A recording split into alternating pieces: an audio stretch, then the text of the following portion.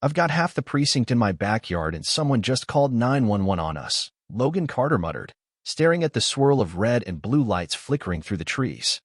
Under any other circumstances, he would have laughed, but watching two patrol cars roll up to his own housewarming? Not exactly how the captain of Ridgefield PD imagined spending his big night. Across the street, wine glass in hand and a smirk plastered on her face, stood the queen of suburban meddling, Pamela Dorsey, president of the Maple Grove HOA. Self-declared guardian of lawn stripes and mailbox conformity. She had no idea she'd just poked the wrong bear. Logan and his wife Maya had dreamed of this day. Years of overtime, late shifts, and grim crime scenes had finally paid off. A cozy two-story and quiet Maple Grove estates, the kind of neighborhood where kids zipped around on scooters and people waved while mowing. Everyone waved except Pamela Dorsey. She'd sniffed around since the moving truck backed in. First, a note about Logan's unapproved mailbox. Next, a typed flyer about his angled welcome mat. Then, a passive-aggressive warning about non-sanctioned string lights. Logan figured it was harmless suburban hazing. He soon realized Pamela ran her HOA like a tiny dictatorship. Still, tonight was supposed to be different.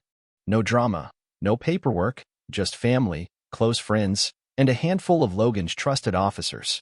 Maya strung up paper lanterns, laid out a buffet, and curated a playlist so polite even toddlers couldn't complain. By dusk, the backyard buzzed with soft laughter and the smell of burgers. Rookie beat cops swapped goofy stories with old detectives. A few kids played tag near the fence. Even the deputy chief, Terry Shaw, swung by for a burger and Maya's famous lemon bars. Everything felt normal until Pamela squinted through her window and spotted Officer Riley Quinn still wearing her badge and off-duty holster. Pamela picked up the phone like she'd spotted a SWAT standoff. The dispatcher log would later reveal her claims. A gang of impersonators, badges flashing, suspicious weapons. The legal gathering of over 20 people. She sounded so convincing the rookie dispatcher didn't even blink. Minutes later, the distant whoop of sirens sliced through the suburban calm. Patrol officers Davis and Gwynn, brand new to Ridgefield, had no idea the address belonged to their commanding officer. All they heard was armed impersonators and possible threat.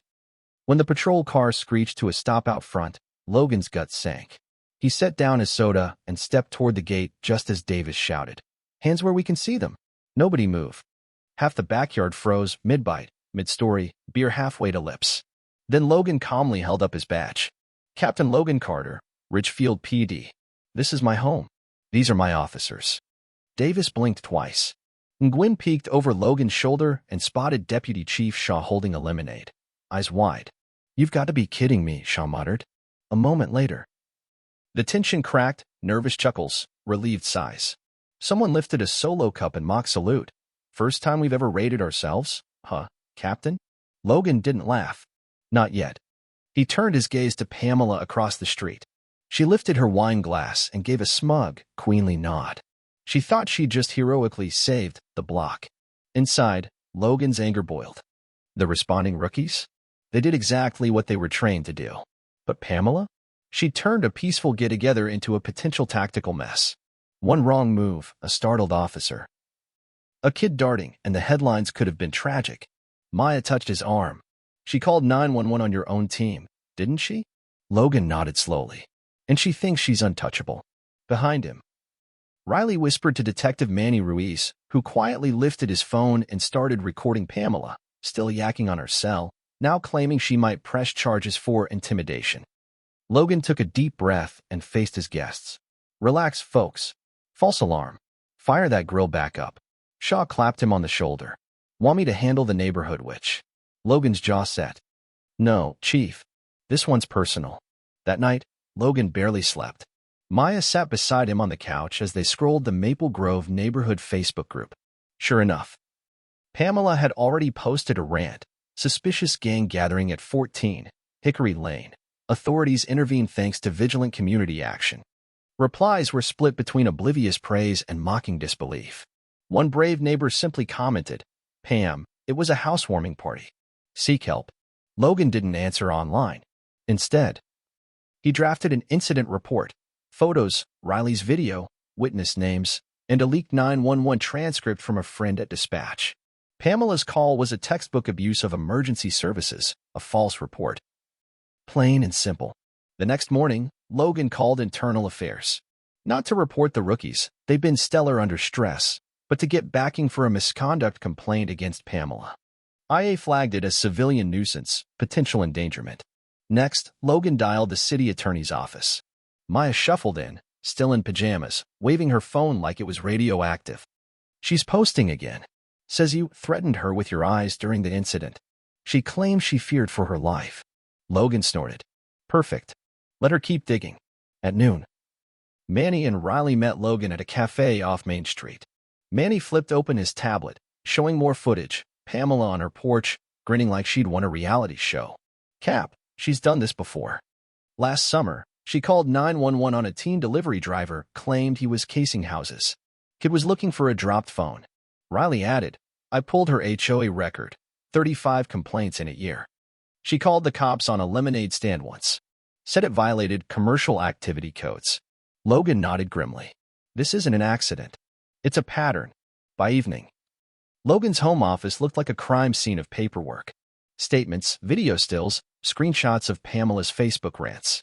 He included an affidavit from Chief Shaw verifying that Logan was not, in fact, a pretend cop. He emailed the full package to the city attorney, then called Derek Hall, a civil rights lawyer who lived 2 streets over. Derek once bested Pamela in small claims court after she fined him for painting his porch the wrong shade of white. When Derek heard the story, he cackled. Logan, this is defamation and harassment gold. Let her keep squawking. Every word strengthens your suit. 2 days later, Pamela slipped a typed letter into Logan's mailbox, bold HOA letterhead, full of made-up rules like Section 9B, prohibition of paramilitary gatherings, and Clause 4C, neighborhood security protocol. She threatened to bring the issue before the county commissioner. Maya read it aloud in a fake royal accent while Logan filmed it for Manny. But beneath the jokes, Logan's plan was tightening like a net. At the next HOA meeting, Pamela marched in wearing her signature crimson blazer and a stiff hairdo like an angry news anchor.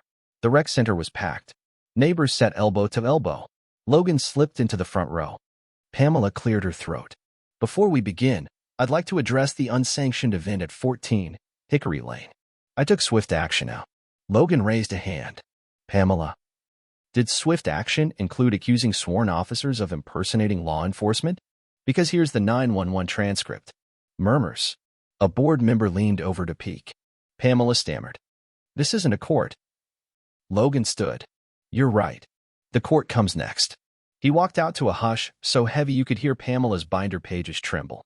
In the days that followed, Maple Grove changed overnight. Neighbors once too timid to challenge Pamela started sharing stories. A young couple revealed she'd reported their babysitter as a suspicious stranger. A retired vet said she once tried to fine him for an American flag on his porch. Logan and Derek collected it all, bundling a solid civil harassment case. Meanwhile, the city attorney's office filed for an investigation, misuse of 911, HOA misconduct, and possible fraud. Records hinted Pamela funneled fines into beautification projects that suspiciously upgraded her own backyard. The final blow came when Pamela, desperate to spin the narrative, posted a giant sign in her yard. I will not be silenced.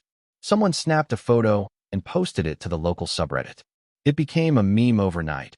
Maple Grove's discount dictator. When the city investigator finally knocked on Logan's door, he handed over a binder so well organized the inspector blinked. This is the most thorough neighborhood misconduct file I've ever seen. Logan just nodded. Time she answered for it. Publicly. At the emergency HOA meeting, neighbors lined up to speak. A grandmother tearfully described Pamela scolding her for letting her grandson draw chalk art on the sidewalk. A father recounted Pamela threatening to report his garage band for noise pollution. Pamela, visibly shaking, tried to read a prepared speech. Nobody cared. Logan didn't gloat. He simply stood, looked her in the eye, and said, You didn't build a community, Pamela. You bullied one. And you're done. She left the clubhouse alone, her power stripped as fast as she'd stolen it. A month later, a giant for sale sign sprouted in Pamela's yard. The neighborhood cheered. Logan got calls from local reporters. He politely declined. This wasn't about fame. It was about peace. Weeks later, The new interim HOA president. Nancy Parker, a sweet retiree who bakes muffins for meetings, called Logan to the rec center. He walked in to find balloons, a cookout, and a giant banner. Maple Grove thanks you, Captain Carter. Neighbors clapped. Kids wore stickers that read, Housewarming Hero. Nancy handed Logan a plaque. For protecting not just our streets, but our homes, too. Maya spoke up last, holding Logan's hand. This was never about a party. It was about standing up for each other. And now we have a neighborhood worth living in.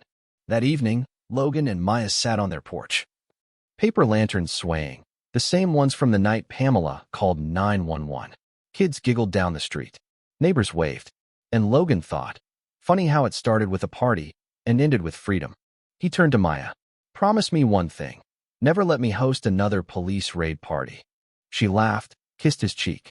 Deal. But next time, invite Pamela. Logan grinned. Let's not push our luck.